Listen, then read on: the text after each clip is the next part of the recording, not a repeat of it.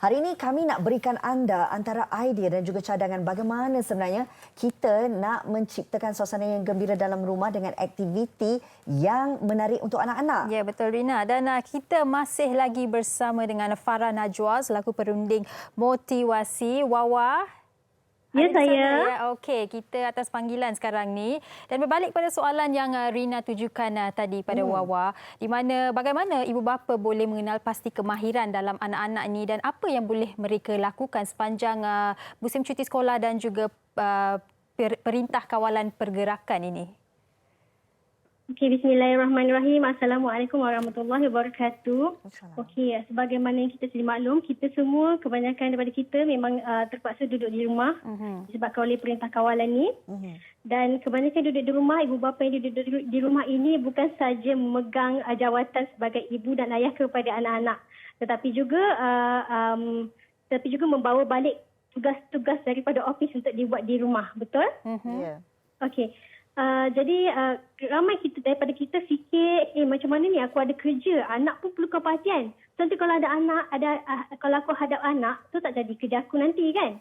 Tapi sebenarnya kalau kita beri tumpuan kepada anak, beri tumpuan penuh kepada anak, sepenuh-penuhnya, tak ada gangguan gadget, tak ada gangguan TV, tanpa kepala mak ayah fikir pasal kerja, mata mak ayah bertumpu kepada anak, insya-Allah 10 hingga 15 minit sebenarnya sudah cukup untuk buat anak-anak tidak mengelakkan tingkah laku yang yang memeningkan kepala kita sebagai ibu bapa. Okey. Jadi adalah penting untuk kita penuhi dulu keperluan anak, keperluan fisiologi anak. Pastikan anak cukup makan, jangan bagi banyak makan junk food.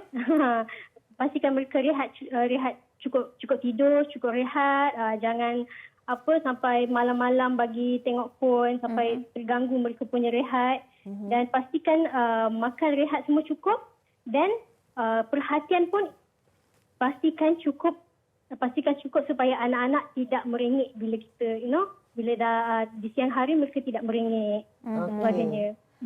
Tapi mungkin dalam keadaan sekarang ini, saya percaya ramai dalam kalangan ibu bapa yang sebenarnya lebih gemar anak-anak duduk di rumah sebab boleh lakukan kerja sekolah, lepas tu bermain bersama dengan adik-adik sendiri. Dan kalau kita lihat, ada banyak perkara juga kita boleh wujudkan di rumah sebagai salah satu aktiviti yang menarik untuk anak-anak kita, ya Wawa. Cuma bila kita sebut tentang nak bermain bersama adik-beradik ataupun nak cipta suasana yang menarik dengan aktiviti-aktiviti yang boleh dilakukan di rumah, ada yang sering mengaitkannya dengan motor skill.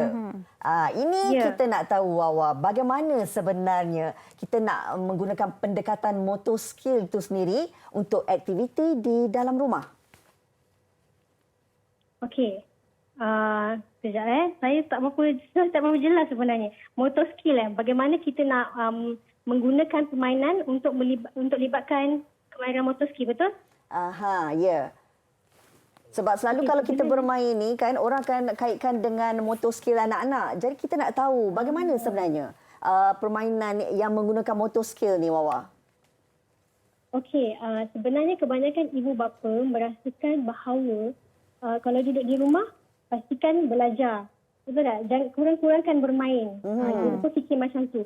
Tapi sebenarnya apabila anak bermain, mereka mendapat kemahiran-kemahiran yang diperlukan untuk belajar. Contohnya kemahiran untuk kemahiran memberi tumpuan, kemahiran eye tracking diorang, kemahiran mereka visual perception di mana dos kemahiran diperlukan dalam pembelajaran. Jadi adalah penting untuk menggalakkan anak walaupun duduk di rumah, beri anak-anak untuk bermain.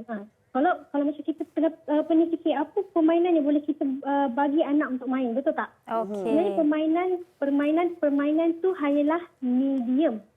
Medium. Permainan sebenarnya adalah kita sendiri, ibu bapa. Bagaimana kita merangka aktiviti untuk anak-anak.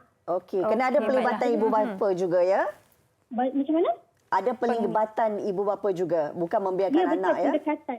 Betul, pendekatan daripada ibu bapa juga. Sebab kalau dalam rumah tak ada apa-apa mainan, senduk pun sebenarnya kalau kita boleh cipta aktiviti, senduk pun boleh beri macam-macam aktiviti yang kepada anak. Okey. Ibu macam kalau kita ada seketul bola di dalam rumah, macam-macam permainan yang kita boleh rangka untuk membantu meningkatkan kemahiran motor skill anak. Sebagai contoh, daripada bola tu kita boleh ajar anak baling, boleh ajar golek, menendang, sambut bola. So dari situ saja kita dah boleh cipta pelbagai mainan yang melibatkan motor skill anak-anak. Maksudnya walaupun duduk di rumah kita boleh asah fine motor skill, gross motor skill anak-anak. Betul. Ya? Okey, dan mungkin satu lagi soalan di mana Wawa boleh kongsikan apa yang tidak patut dilakukan oleh ibu bapa ataupun permainan yang boleh menjejaskan perkembangan anak-anak. Okey, bila disebut sebagai permainan yang menjejaskan perkembangan anak, seperti saya cakap tadi, bagaimana kita menggunakan kita punya kreativiti untuk memberi pendekatan mainan kepada anak-anak. Tetapi kalau dari segi perkembangan, permainan tu saya rasa okey, tetapi kebanyakan peralatan menjaga bayi ni sebenarnya banyak menyebabkan kemerosotan perkembangan anak-anak. Contohnya, kalau dari segi motor skill anak-anak, pada fasa anak-anak merangkak, kita banyak menggunakan walker.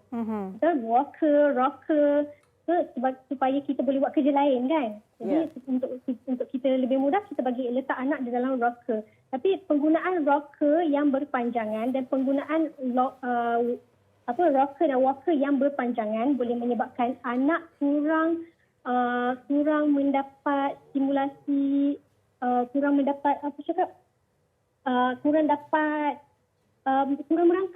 Jadi bila kanak-kanak kurang merangkak, anak terlalu lama duduk dalam walker dan rocker, tidak merangkak. Jadi bila tidak merangkak, kanak-kanak mengalami berbagai kanak-kanak dia skip keistimewaan yang boleh mereka dapat dari semasa merangkak tu.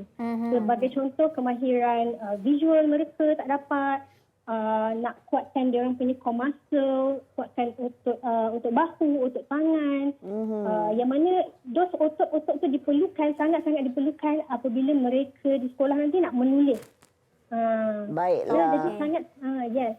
Baik, terima kasih Wawa bersama kita hari ini berkongsi bagaimana pendekatan terbaik untuk mencipta permainan dan juga aktiviti bersama dengan anak-anak. Terima kasih sekali lagi dan selamat menjalani orang kata situasi ataupun suasana yang menggembirakan di rumah bersama dengan anak-anak ya.